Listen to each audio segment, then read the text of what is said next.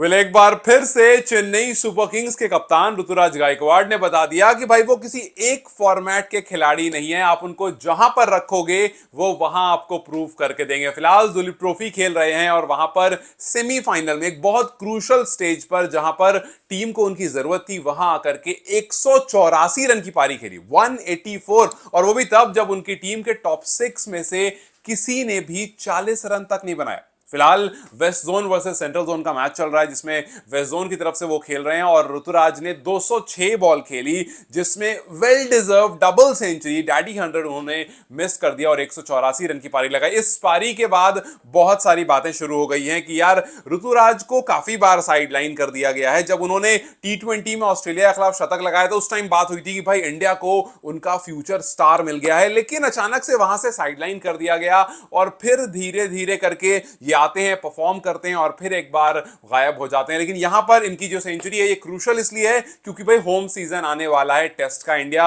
West Indies से खेलने वाली है, उसके कुछ टाइम बाद इंडिया जो है वो घर पर साउथ अफ्रीका से भी खेलने वाली है। So yes, it is very crucial. आज के मैच की अगर बात करें तो 10 रन पर 2 विकेट गिर चुकी थी, उसके बाद ये बल्लेबाजी करने आए थे और 184 की पारी जिसमें 25 चौके और एक छक्का इन्होंने लगाया और सेमीफाइनल में, विच मींस के इट गेट्स ह्यूज जब आप एक सेमीफाइनल जैसे टूर्नामेंट में नॉकआउट मैच में आकर के इतना बड़ा परफॉर्म करते। और ये बड़ा इसलिए भी है क्योंकि ये इंजरी के बाद आए थे। आपको याद होगा आईपीएल के टाइम पर इंजर्ड हो गए थे, उसके बाद मौके नहीं मिले थे, काफी बहुत सारी बातें भी हुई थी, फिर बुचिया में आए थे। सो एक पैटर्न रहा जिसको ऋतुराज ने तोड़ा। जैसे आप देखिए आईपीएल के मिड सीजन में बंदा गायब हो जाता है, फिर उसके बाद धोनी कप्तानी करने आते हैं और काफी क्रिटिसिज्म भी इनको सामने फेस करने को मिलता है क्योंकि सीएसके की परफॉर्मेंस बहुत अच्छी नहीं रहती है। फिर उसके बाद इंडिया ए में भी इनका सिलेक्शन नहीं होता, अपॉर्चुनिटी नहीं मिलती इंडिया की तरफ से भी। लेकिन ये जो सारी नॉइज थी, सारी क्रिटिसिज्म थी, चाहे वो सीएसके को लेकर हो या इनकी अपनी परफॉर्मेंस या इनका गायब होना इंजरी की वजह से उसको लेकर हो, वो सब कुछ इन्होंने सॉल्व किया था जब इन्होंने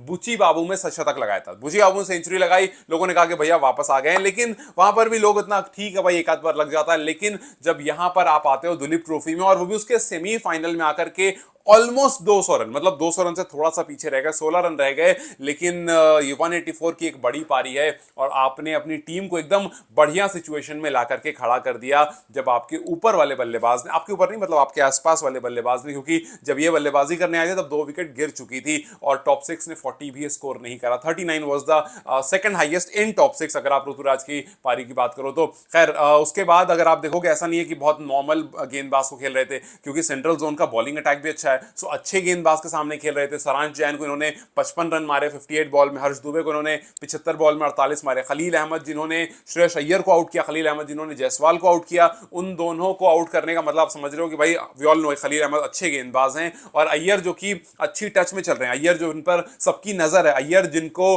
आप मान रहे हो कि भाई आने वाले होम सीजन में आप उनको मौका दोगे, उनको खलील ने आउट किया। उनको भी 24 बॉल में 37 रन मारे। सो आप ये देखो कि 24 में 37 मारा है, मतलब टेस्ट चल रहा है, मतलब मल्टी डे टूर्नामेंट चल रहा है, उस पर भी आप डोमिनेट कर रहे हो। 24 बॉल में 37 मारना उस बॉलर को जिसने अय्यर और जायसवाल को आउट किया, प्रीटी मच शोज कि भैया देखो स्किल तो है, आप मानो या ना मानो, होम सीजन में जगह मिले या ना मिले, ऋतुराज को जब जब हम खेलते हुए देखते हैं उनके क्लास को आप डिनाई नहीं कर सकते हो। चाहे आप आरसीबी के फैन हो, क्योंकि आरसीबी वी ऑल नो कि सीएसके का बिल्कुल एंटी है, बट स्टिल चाहे आप आरसीबी के फैन क्यों ना हो, आप ये बात डिनाई नहीं कर सकते हो कि भाई क्लास तो इस बंदे में है। यश ठाकुर थे, उनको 24 बॉल में 25 रन मारा। दीपक चहर खेल रहे हैं, उसमें दीपक चहर को 24 बॉल में 22 रन मारा। सो अच्छे अच्छे गेंदबाज को इन्होंने फेस किया और सबको इन्होंने ठीक ठाक रन मारा और इसी वजह से सवाल ये उठकर आया कि भाई जो अपकमिंग होम सीरीज है, क्या वहां पर आप इनको मौका मिलेगा? क्या आपको लगता है कि वेस्ट इंडीज और साउथ अफ्रीका जो इंडिया खेलने वाली है वहां पर कुछ हो सकता है? आई नो कि एक बड़ा सवाल उसके साथ आता है कि भैया जो हेड कोच हैं वो गौतम गंभीर हैं, क्या गौतम गंभीर चेन्नई सुपर किंग्स के कप्तान को मौका देंगे? लेकिन सिर्फ एक सवाल नहीं है, सवाल और भी है कि भैया आपके सामने और भी ऑप्शन है। आपके सामने सरफराज है जो अच्छा खेल रहे हैं लगातार, आपके सामने श्रेयस अय्यर है जिनकी बहुत टाइम से बात चल रही है, माना इस मैच में परफॉर्मेंस नहीं आई लेकिन बहुत टाइम से उनकी बात चल रही है। और अय्यर को लेकर के जब एशिया कप उनको जगह नहीं मिली तब भी बहुत सारी बातें हुई थी। बीसीसीआई अय्यर को लेकर के पहले भी स्टेटमेंट्स दे चुका है। सो कहानी यह है कि इनके सामने चैलेंजेस बहुत सारे हैं, लेकिन लास्ट में हम कहते हैं कि भाई जब परफॉर्मेंस आती है तो सिर्फ परफॉर्मेंस देखी जाती है, ना ही कोई नाम देखा जाता है और ना ही उम्र देखी जाती है। तो सरफराज, श्रेयस अय्यर और ऋतुराज गायकवाड़ जो भी बेहतर परफॉर्म करेगा, जाहिर सी बात है बात उसी की होगी। हाँ, ये और एक सवाल है कि अभी जो इससे पहले इंग्लैंड सीरीज हुई, जब इंग्लैंड का दौरा हुआ, आपने एक दो प्लेयर को मौका दिया, आपने साई सुदर्शन को मौका दिया, परफॉर्मेंस कुछ बहुत एक्स्ट्रॉर्डनरी नहीं आई। तो ऐसा नहीं है कि आप एकदम डायरेक्ट एंट्री दे दोगे कि हाँ भैया साई सुदर्शन तो एंटर कर ही रहे हैं जस्ट बिकॉज बिकॉज कि वो गुजरात टाइटंस से हैं। बिकॉज ये बहुत ऑब्वियसली बात है और ये कोई नई बात नहीं है कि कप्तान का थोड़ा सा साइड रहता है। जब विराट कप्तान थे तब आरसीबी के प्लेयर्स को थोड़ा सा एज मिलता था, जब रोहित कप्तान थे एमआई के प्लेयर को थोड़ा एज मिलता था, जब एमएस धोनी कप्तान थे सीएसके के प्लेयर को थोड़ा एज मिलता था। इनफैक्ट अगर अभी एमएस धोनी कप्तान होते तो ऋतुराज ने डेब्यू कर लिया होता टेस्ट में, कोई बहुत बड़ी बात नहीं है। लेकिन ये चलता है, ये एक हिसाब है और कप्तान उसको ही फेवर करता है जिस पर उसको भरोसा होता है।